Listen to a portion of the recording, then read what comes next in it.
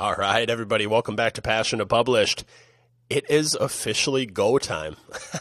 You've done all the research, you've created your outline, and you've done everything up to this point, and it is finally the time where you choose the method that you are going to write your book. And you might not even have known that there were two separate methods that you can actually use to create your book, but this is where it actually starts to get fun because this is how your book gets created. So let's go quickly into the two different methods that you can use to create your book. And the first option is just simply what I call the book first option. And that is the way that most people think about writing a book. It's the traditional form of creating it where you're actually going to write the book's content like you would write any book or anything else. That is ultimately going to become the ebook that you will put out on Amazon first. Then we're going to take that, we're going to reformat it, and that will be your print book.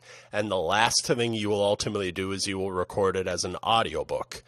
Now, the second option, and the one that most people aren't even aware of, is to do the audio first, where you ultimately you have the outline created and you actually speak the book, just like you'd be given a speech or a presentation on your given topic, and that becomes your audiobook. You then take that, have that spoken audio transcribed, and then that is sent back to you. You edit that and it becomes your ebook, you reformat it, and that becomes your print book. I have no idea if this sounds confusing, but I'm going to elaborate on it in a second, so just stay with me.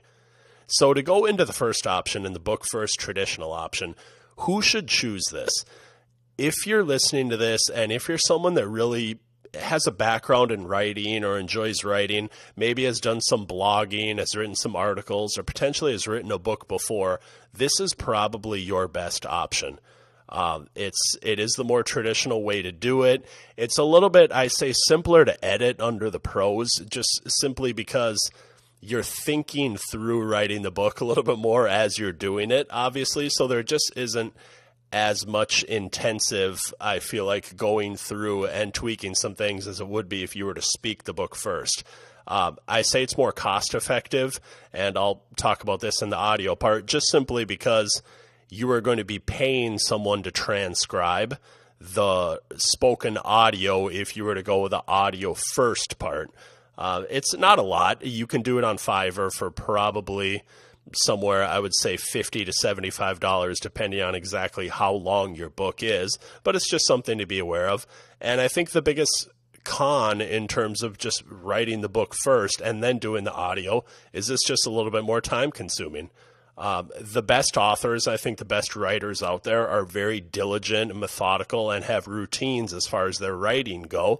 It's not always easy for people that don't have, a firm, solid background in doing that. But if you are disciplined and if you think you can commit a certain amount of time each week or daily to be able to just write a little bit of your book, or maybe you crack out one subchapter each day, then this can be a great option for you. But it is something that is just a little bit more time consuming, and it's just going to require a little bit more discipline on your part just to make sure that you don't say, oh, I'm going to write the book, and then before you know it, you blink and a couple of months have gone by and you haven't written anything. So just know that. And then the second option, and the audio first option, is if you're a speaker or if you're someone that really enjoys giving talks and presentations, and I say is articulate and more polished. And what I mean when I say more polished is not that you're a professional grade speaker or anything like that, but it's just basically someone who is able to explain things and not and have a lot of those fillers that you find when people just aren't very polished speakers. So if you're going to do the audio first part of it, certainly you're going to be able to edit things. So don't feel like you're going to have to speak your book perfectly from start to finish and never edit any of the audio. But if you're someone that has a lot of ums and ahs and likes and knows, that's just not going to translate very well when you do the audio first and you make that your audiobook. So just to be aware of that. And there's a way to actually get around it if you choose the book first option and then you're recording your audiobook after the fact. So just kind of be aware of that as well. I mean, the biggest pro of doing the audio first is it's the fastest way to create a book. You can always speak a lot faster than you can write. Whatever your passion topic is, I guarantee you can probably get up and you're probably comfortable talking about it. It takes a little bit of getting used to where you're actually speaking into the microphone on your topic instead of just talking to someone about it, maybe at a coffee shop or in a presentation. But it's very easy once you get the hang of it to be able to create a book very quickly if you choose this option. And I say it minimizes think time just simply because once you get in the right frame of mind, you can just churn out the subchapters and the chapters of your book, and you can literally record your whole book in a day if you really just set aside the time and go ahead and just speak it, because chances are your book isn't probably going to be more than, I would say, 2 to 4 hours of spoken content. So just be aware of that. The cons are more expensive. Again, that probably $50 to $75, I would say, to get your spoken audio transcribed on Fiverr.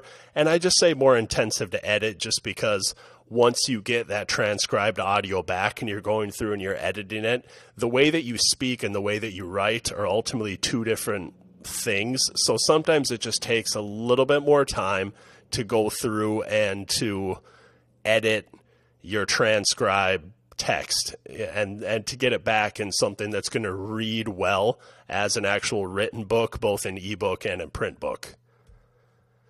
So just as far as choosing your method, again, to go over both of these, and it's critical which one you choose. And honestly, there's not necessarily a right or a wrong one. You just have to choose. Really, the biggest thing in choosing this is to just pick whichever one is most comfortable for you. If you enjoy writing and you think that's going to be the best option, if you can discipline yourself to write just a little bit every day or every week, that's going to be a great option for you. If you really just want to get a book out there as fast as possible and you're confident in your ability to speak your chapters and speak your book, then choose the audio first. I'm not going to elaborate on exactly how to do either of these things any more in depth right now. I just simply want you to choose the option, and then the future modules are going to be based on whichever option you choose. And I'm going to walk you through the A to Z once you've chosen this. So really just give it some thought. Think of what you're most comfortable with, and then we'll go from there. So looking forward to seeing your decision, and I'll catch up with you in the next module. Have a great day.